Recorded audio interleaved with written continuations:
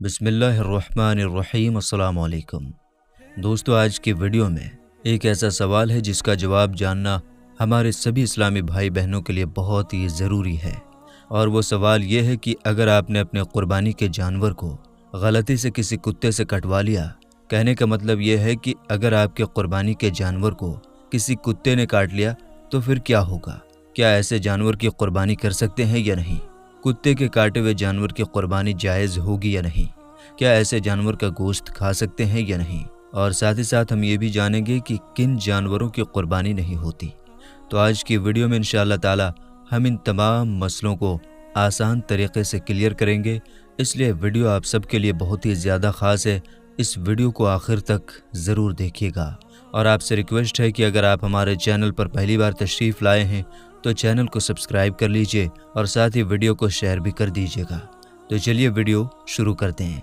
تو دوستو، اگر قربانی کے جانور کو کتے نے قربانی سے 2، 4، 3 مہینہ پہلے کاٹ لیا اور پھر وہ زخم اگرچہ مندمل ہو گیا، یعنی وہ زخم اگرچہ بھر گیا اور جہاں پر کتے نے کاٹا تھا وہاں پر دوسرے بال اگ گئے، دوسرے بال بھی جم گئے، اور پھر اس کے بعد جہاں پر کتے نے کاٹا تھا وہاں پر خون جمنے کے بعد گٹھلی کی شکل یعنی خون جمنے کے بعد گانٹھ نہیں پڑی، تو پھر ایسے جانور کی قربانی جائز ہے۔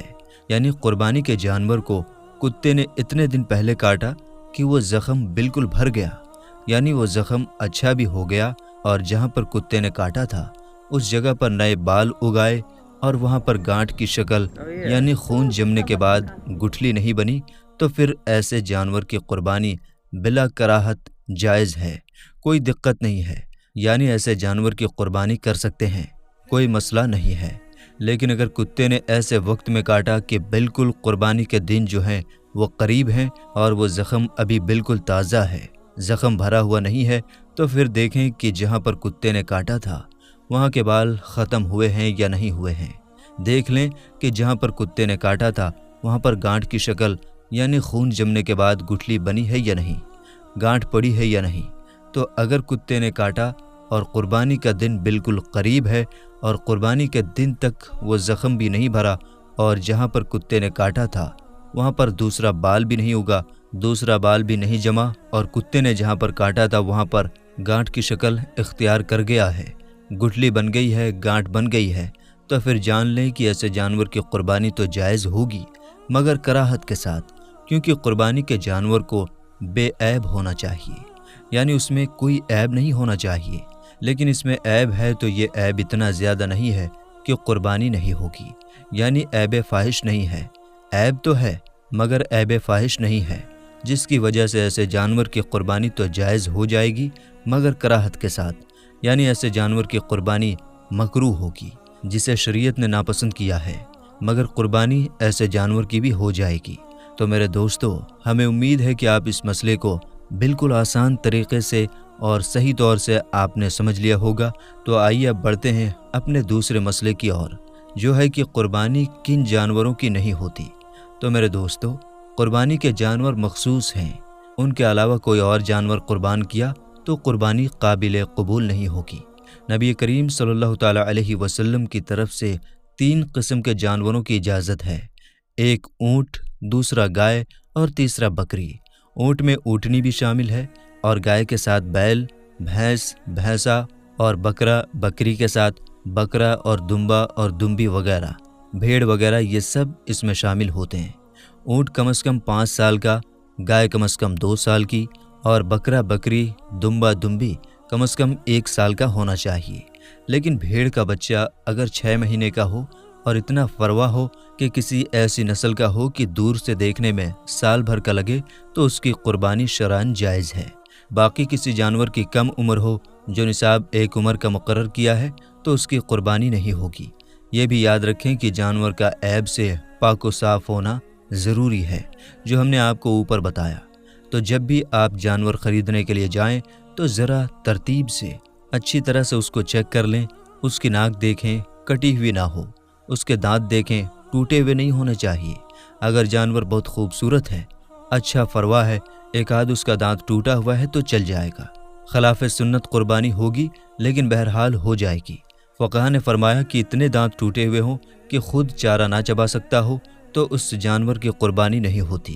اس کا مطلب ہے 1-2 دانت اگر ٹوٹے ہوں تو قربانی ہو جائے گی، لیکن خلاف سنت ہے تو کوشش یہ ہونی چاہیے کہ تمام دانت مکمل ہو، لیکن پھر بھی اگر ایک آدھ ٹوٹا ہوا ہے تو کوئی بات نہیں۔ اسی طرح زبان کو بھی چیک کریں کہ کٹی ہوئی نہیں ہونی چاہیے۔ آنکھوں کو چیک کریں، دونوں آنکھیں بالکل صحیح ہونی چاہیے۔ اگر کانا بکرا ہو کہ ایک آنکھ ہے ایک نہیں، یا اندھا بکرا ہے تو اس کی قربانی نہیں ہوگی، تو ذرا تھوڑا سا ہاتھ اس کی آنکھوں کے قریب لائیں۔ اگر وہ آنکھ بند کرتا ہے تو اس کا مطلب ہے کہ اس کی آنکھ ٹھیک ہے، ورنہ ہمارے یہاں تو ماشاءاللہ ایک سے ایک ماسٹر لوگ ہیں۔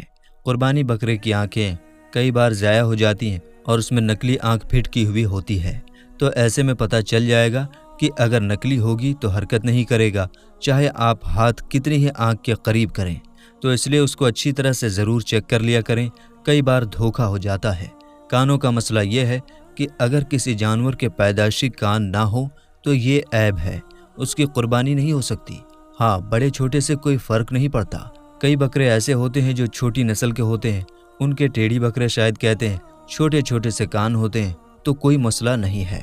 بہت لمبے کان ہوں یا چھوٹے ہوں دونوں چل جائیں گے، لیکن مکمل طور پر اگر پیدائشی طور پر نہیں ہے تو پھر نہیں ہوگی۔ اور اگر کان ہیں اور کٹے ہوئے ہیں تو اس میں دیکھا جائے کہ اگر کان اتنا کٹا ہے کہ 1/3 یا اس سے زیادہ تو اس کی قربانی نہیں ہوتی ہے۔ مثال کے طور پر 3 انچ کا کان ہے اور 1 انچ کٹا ہوا ہے تو یہ 1/3 1/3 جو ہے وہ کٹا ہوا کہلائے گا، یا اس سے زیادہ ہے تو اس کی قربانی نہیں ہوگی، لہٰذا اس سے کم کٹا ہوا ہے تو ہو جائے گی۔ کئی بار ایسا ہوتا ہے کہ جانور بہت ہی اچھا ہوتا ہے، تھوڑا بہت کان میں کچھ خرابی ہوتی ہے، جیسے یہ ریوڑ کے ریوڑ لے کر آتے ہیں تو نشانی کے طور پر کان میں چھوٹا سا سوراخ کر دیتے ہیں تو اس کی قربانی ہو جائے گی، اگرچہ خلاف سنت ہے، مکروہ قربانی ہے، لیکن وہ کراہت اتنی زیادہ نہیں ہے کہ خرابی پیدا ہو۔ بہت زیادہ خرابی پیدا نہ ہو تو ایسے جانور کی ہو سکتی ہے، لیکن اچھا یہ ہے کہ پورا کان ثابت ہو تو بہت ہی بہتر ہے۔ اس کے بعد سینگ چیک کر لیں۔ سینگ میں اور کانوں میں ایک بنیادی فرق یہ ہے، اگر پیدائشی کان نہ ہو تو قربانی نہیں ہوگی، لیکن اگر پیدائشی سینگ نہ ہو کسی کے تو قربانی ہو جائے گی، جس کو عیب نہیں شمار کیا گیا، کیونکہ سینگ ایک اضافی چیز ہے اور کان باقاعدہ ایک جسم کا عضو ہے، ایسا عضو ہے کہ جس کی وجہ سے حسن پیدا ہوتا ہے اور جانور یا انسان مکمل ہوتا ہے۔ سینگ ایک اضافی چیز شمار کی گئی ہے، تو اس لیے وہ زینت کے لیے یا گویا کہ آپ کہہ لیں خاص کسی ضرورت کے لیے، جیسے بعض جانوروں کو اللہ تعالیٰ نے سینگ دیے ہیں تاکہ وہ اپنا دفاع کر سکیں۔ تو خلاصہ کلام یہ ہے کہ پیدائشی سینگ نہ ہو تو ہو جائے گی۔ اب اگر سینگ ٹوٹ گیا، مثال کے طور پر ٹوٹا ہوا ہے، تو یہ دیکھا جائے کہ اگر جڑ سے ٹوٹا ہوا ہے تو پھر اس کی قربانی نہیں ہو سکتی، چاہے ایک ہی ٹوٹا ہو۔ ہاں، اگر جڑ سے نہیں ٹوٹا، اوپر سے ٹوٹا ہے تو اس کی قربانی ہو جائے گی، مگر خلاف سنت ہوگی۔ تو کئی بار لوگ ایسا کرتے ہیں کہ جانور کی سینگ کاٹ کر اور اوپر سے اس کو گھس دیتے ہیں، گول سینگ کر دیتے ہیں، تو ایسے جانور کی قربانی بہرحال ہو جاتی ہے، اور بکثرت ایسے جانور منڈی میں آئے ہوتے ہیں، خصوصاً گائے وغیرہ جو ہیں وہ اس طرح کی ہوتی ہیں، تو ان کی قربانی ہو جاتی ہے، لیکن خلاف سنت ہوگی۔ اگر پورے سینگ ہو تو بہت ہی بہتر ہے۔ تو میرے دوستو، ہم یہ امید کرتے ہیں کہ ہماری آج کی اس ویڈیو سے آپ کو بہت کچھ سیکھنے کو ملا ہوگا، اس لیے ویڈیو کو لائک کریں اور زیادہ سے زیادہ لوگوں تک شیئر کریں تاکہ اور بھی لوگوں تک یہ ویڈیو پہنچ جائے۔ تو ملیں گے انشاءاللہ تعالی اگلی ویڈیو میں، تب تک کے لیے آپ اپنا اور اپنوں کا بہت زیادہ خیال رکھیے۔ السلام علیکم، اللہ حافظ۔